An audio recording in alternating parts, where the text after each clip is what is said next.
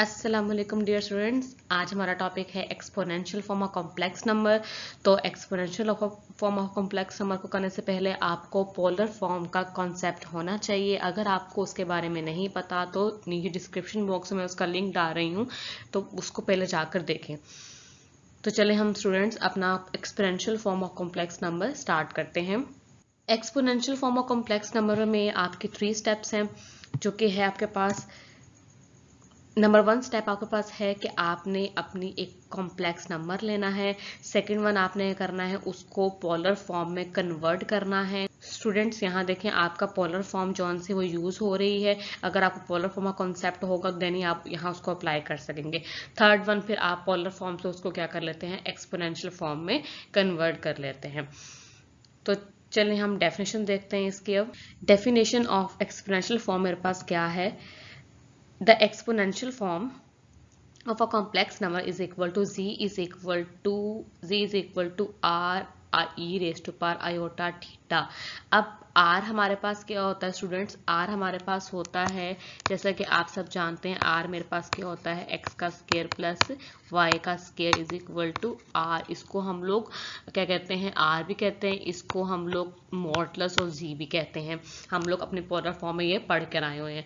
और थीटा हमारे पास क्या होता है, थीटा हमारे पास क्या होता है, हमारा आर्गुमेंट ऑफ z होता था, ठीक है, पोलर फॉर्म में। और ये हमारे पास बराबर किसका था, tan inverse y over x के बराबर हुआ करता था। तो हमने वही चीज़ है, बस ये हमारे पोलर फॉर्म से नेक्स्ट एक स्टेप है, तो ये हमारे पास सिंपल एक्सपोनेंशियल फॉर्म ये होती है। तो चलाएं इसकी डेरिवेशन करते हैं कि ये बनती कैसे है। चलें derivation of exponential form start करते हैं। इसका स्टेप नंबर 1 ये है कि आपके पास एक कॉम्प्लेक्स नंबर हो, जिसको हम लोग रेक्टेंगुलर फॉर्म भी कहते हैं या कार्टेशियन फॉर्म भी कहते हैं। z is equal to x plus iota y. उसमें हमारे आपने r निकालना है, अपना r x निकालना है जो कि r कोस थीटा के बराबर रखना है, y को r साइन थीटा के बराबर रखना है, और उसको आपने अपने z के अंदर पुट कर देना है। तो कुछ आपके पास ये फॉर्म बनेगी, और इसको हम लोग क्या कहते हैं, पोलर फॉर्म कहते हैं, जो कि हम ऑलरेडी पढ़ चुके हैं बहुत डिटेल में अपनी लास्ट वीडियो के अंदर। स्टेप नंबर 2 आपके पास क्या है कि आपने पुटिंग करनी है अपनी cos theta plus iota sine theta की जगह e raise to power iota theta. इसको हम लोग आयलर फार्मूला भी बोलते हैं। क्या बोलते हैं इसको, हम लोग आयलर फार्मूला बोलते हैं। तो आपने करना है अपने cos theta plus iota sine theta की जगह आपने e raise to power iota theta डाल देना है। तो ठीक है, आपके पास क्या आ जाएगा, वो स्टेप नंबर 3 में आपके पास क्या आ जाएगा, वो कुछ इस तरह के फॉर्म बन जाएगी कि आर एज इट इज रहा आपका, और आपके पास क्या आया, cos theta plus iota sine theta की जगह आ गए e raise to power iota theta. तो ये आपके पास क्या आ गई है, आपकी एक्सपोनेंशियल फॉर्म आ गई है। Dates enough. हमारे पास एक और तरीका भी है जिसमें हम अपने exponential form of a complex number को ड्राइव कर सकते हैं। तो वो मेरे पास क्या, वो देखते हैं कि लेट हमारे पास क्या है, z is a complex number, then e raised to power z is called exponential function। ठीक है, तो इसको हम लोग एक्सपोनेंशियल फंक्शन बोलते हैं। तो वो हम लोग निकालते किस तरह है वो देखते हैं कि हमने क्या किया, सिंपल अपने e के पावर पे हम लोगों ने क्या दे दिया, z दे दिया।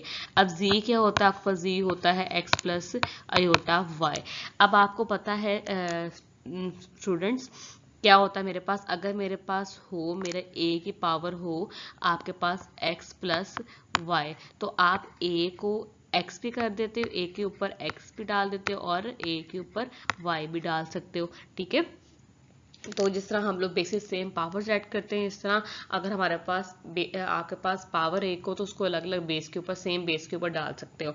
तो हमने इसको अलग अलग डाल सकते हैं, कैसे, हम लोग e के ऊपर x डाल सकते हो, और अपनी e के ऊपर क्या कर सकते हैं, e के ऊपर x भी डाल सकते हो, और e के ऊपर आयोटा y भी डाल सकते हैं। ठीक है, तो यहाँ वो हमें क्या कह रहा है, देखिए कहता है मेरे पास क्या है, each y belongs to r। हमारे पास यहाँ y कहाँ से, रियल नंबर से बिलोंग कर रहा है, complex number, and e raise to power iota y is its defined as, उसको हम लोग ये वाला आयलर फार्मूले से जो हम लोग लास्ट वाले में पढ़ के भी हैं उससे हम लोग उसको डिस्क्राइब कर सकते हैं।